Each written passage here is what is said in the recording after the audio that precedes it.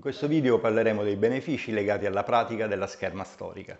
Ciao e benvenuto nel canale, mi chiamo Giuseppe Pioletti e sono fondatore e responsabile della Sala d'Arme Marea, la prima sala di scherma medievale e rinascimentale in Sicilia, a Catania. La mia missione è diffondere l'antico sapere contenuto nei trattati e renderlo alla portata di tutti, senza alcuna distinzione, e usarlo come strumento per diffondere benessere fisico, mentale e culturale. Oggi ovviamente non avremo il tempo per entrare nel dettaglio di cosa sia la scherma storica e di quale sia il modo migliore per praticarla, e per questo ti rimando al video che trovi qua su.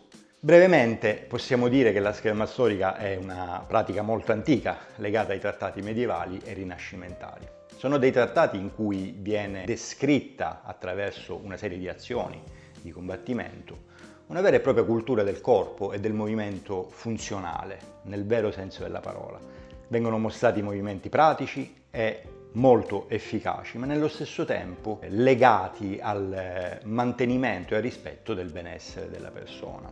Provengono infatti da un periodo storico in cui non ci si poteva permettere il lusso di rompersi tanto facilmente e in cui la vita fisicamente attiva di un individuo durava per la quasi totalità della sua esistenza. Come diceva il grande Ippocrate, se si riuscisse a fornire a ciascuno la giusta dose di nutrimento ed esercizio fisico, avremmo trovato la strada per la salute.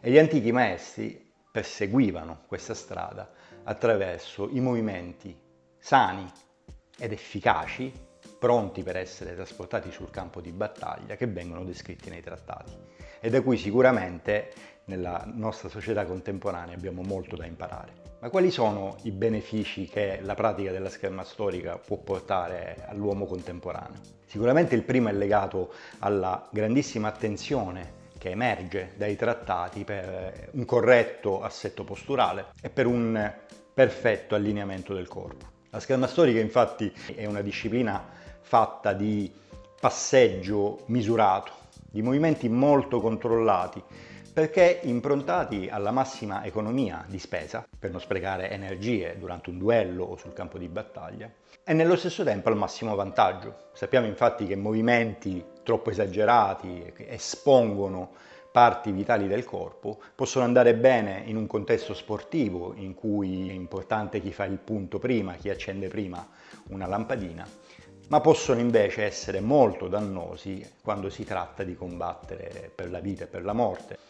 Questo è il motivo per cui traspare dalla trattatistica una grandissima attenzione per ogni singolo movimento, e non soltanto per proteggersi sul campo di battaglia, ma anche, come accennavo prima, per far sì che il corpo e le articolazioni, che non erano chiaramente garantite dai grandi progressi scientifici che abbiamo oggi, in termini di chimica e di chirurgia ortopedica, potessero fare il loro lavoro in maniera appunto efficiente per tutto l'arco della vita dei combattenti, che spesso era anche abbastanza lunga. Il secondo dei benefici che traspare subito guardando i movimenti che vengono tramandati è la funzionalità dei gesti e dei movimenti. Questa funzionalità si esprime dal modo in cui si insegna a muovere il corpo e in particolare a legare i diversi distretti corporei, piuttosto che vederli in modo isolato, come abbiamo imparato nel nostro periodo storico. Nei movimenti marziali legati alla scherma storica si vede nella sua massima espressione il collegamento fra quelle che sono le catene muscolari e cinetiche che abbiamo scoperto noi oggi e che in realtà gli antichi già usavano alla perfezione.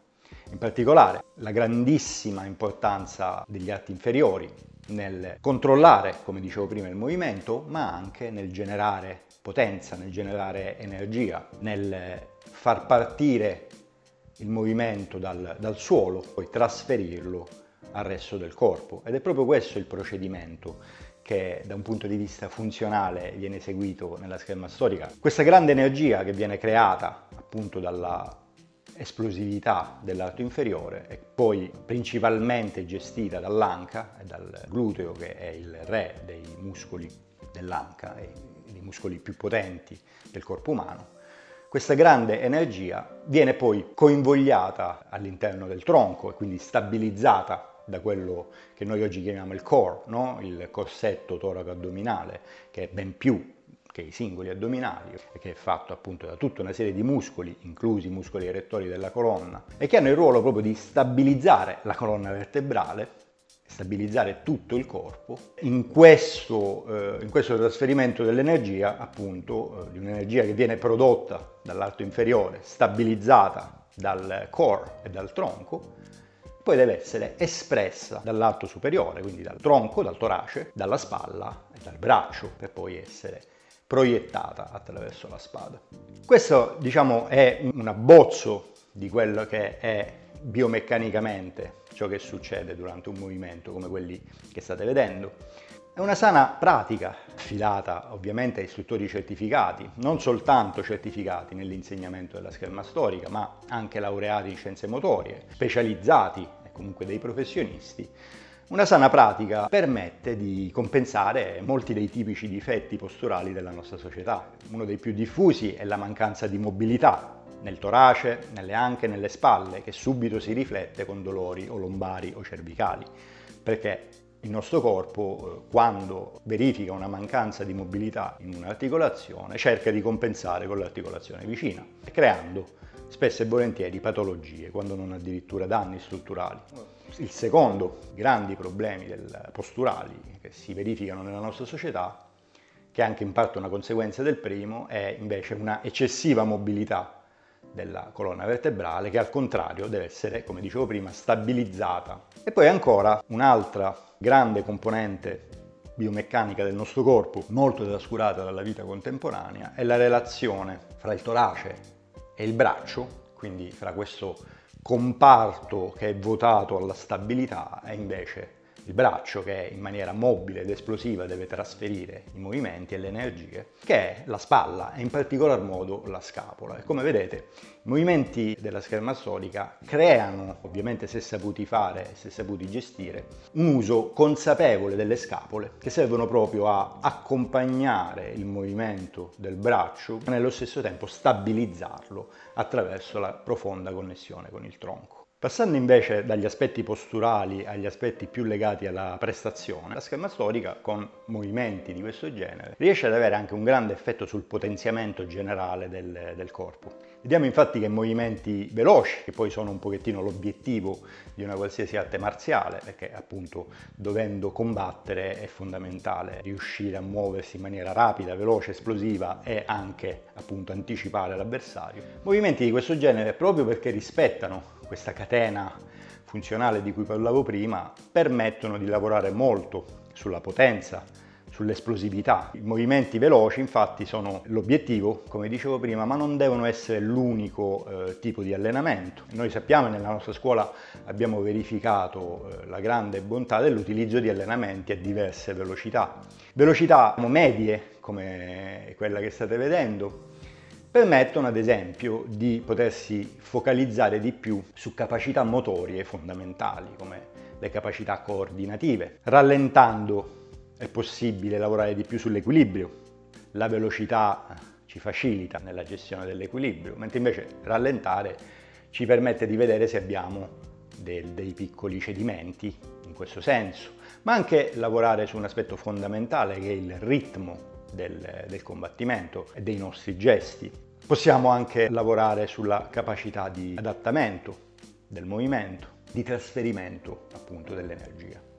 È possibile lavorare anche a una terza velocità ancora più lenta. Sembrerebbe a prima vista inutile o banale, in realtà abbiamo verificato essere veramente fondamentale, perché ci permette di lavorare sulla stabilità, in particolare di concentrarci sui muscoli stabilizzatori del core. Come vedete, movimenti di questo genere, che comunque hanno un valore tecnico perché permettono di interiorizzare il passaggio fra le diverse guardie, aiutano a potenziare muscoli stabilizzatori, addominali, muscoli del tronco. È quasi come fare un plank in posizione eretta e in movimento, sia pur lento. Questo genere di movimenti hanno anche un valore quasi di meditazione, rimettersi in collegamento con una parte profonda di noi stessi. La cosa davvero magica che mi ha fatto innamorare della scherma storica è il fatto che chiunque, davvero chiunque la può praticare e trarre beneficio e giovamento dai movimenti che abbiamo visto fino ad ora e ottenere i benefici di cui parlavo prima. A qualsiasi età, infatti, soprattutto in età adulta, soprattutto nel nostro periodo storico in cui più passa il tempo e più ci abituiamo a stare seduti davanti a un computer per lavoro o appunto sul divano, è fondamentale riprendere collegamento con il movimento, con la gioia, con la felicità e con la facilità del muoversi e del compiere gesti che siano anche divertenti e funzionali. È chiaro che questi sono movimenti che hanno un grande impatto sull'organismo, come abbiamo appena visto, benefico, ma bisogna affidarsi a personale qualificato perché sono anche movimenti esplosivi, sono movimenti che possono, se insegnati male, essere ovviamente anche dannosi e lesivi. Per questo motivo vi consiglio sempre di diffidare di chiunque si presenti a voi, anche con qualche corsetto di un fine settimana o un paio di fine settimana. È importante rivolgersi a personale qualificato sempre, non solo istruttori di scherma storica, quindi qualificati da enti riconosciuti dal CONI, ma anche che siano personale laureato in scienze motorie, che siano persone specializzate e che abbiano studiato e lavorato per anni riflettendo su concetti legati a biomeccanica, kinesiologia e posturologia. Nella salute fisica la cosa peggiore che si può fare è improvvisare e tutto quello che si risparmia oggi per non pagare dei professionisti lo si dovrà pagare un domani per rimettersi in sesto dal medico o dal fisioterapista. Insomma, per concludere, vi ho presentato un'attività che è sicuramente divertente, come la scherma storica, che è funzionale e che ci permette di allenarci, lasciando per un attimo perdere l'idea di dover spingere metallo e aggiungere un numero in più ogni settimana o di focalizzarci solo sullo specchio, sull'aspetto fisico. Quando si lavora sul benessere, quando si va a potenziare la postura, il corpo, la capacità di compiere dei gesti, automaticamente come effetto secondario, senza bisogno di pensarci troppo, anche l'aspetto esteriore migliorerà. Praticando attività come la scherma storica si imparano skill e questa è una cosa fondamentale perché stimola il cervello, stimola il sistema nervoso autonomo, crea nuove connessioni o va a ripristinare delle connessioni neurali e muscolari che sono andate perdute o che si sono addormentate negli anni e ci permette, come abbiamo visto, di sviluppare una muscolatura tonica ed efficiente. I vantaggi non si fermano solo qui, come abbiamo visto è una disciplina legata alla grande tradizione marziale italiana ed europea ed è sicuramente stimolante approfondire e ricollegarci con le nostre origini, con questi grandi trattatisti e maestri del passato che ci hanno insegnato movimenti così preziosi, ci hanno regalato questi trattati che sono arrivati faticosamente fino a noi. Grazie per essere arrivato fino alla fine di questo video e avermi dedicato il tuo tempo. Se questo genere di contenuti ti piace, metti un bel mi piace al video e iscriviti al canale. Qui sotto nelle descrizioni trovi i link per seguirci con tutti i nostri contatti. Ti ringrazio ancora e ti auguro una ottima giornata. Ciao!